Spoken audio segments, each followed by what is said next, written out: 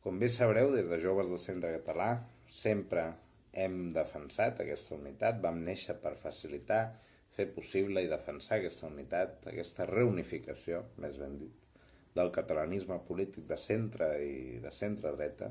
Aquesta unitat entre Lliga, Lliures i el PNC, oberta també al PDeCAT, evidentment a Convergents i a la societat civil, doncs és un molt bon primer pas.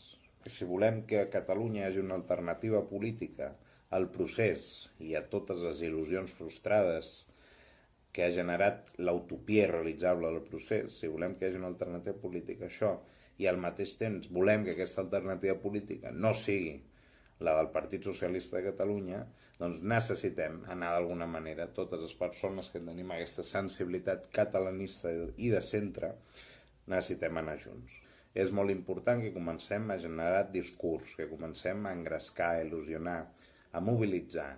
Si volem construir una alternativa, molt més enllà de la suma de cicles i d'orgànicament ser un, que això és evidentment necessari, cal molt més que això. I crec que la nostra feina és començar també a treballar tot això que cal més enllà de la unitat orgànica i política del catalanisme.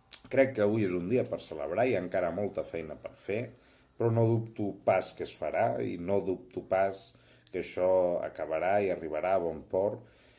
I a les properes eleccions municipals, arreu del país, hi haurà efectivament una alternativa al procés i una alternativa al PSC.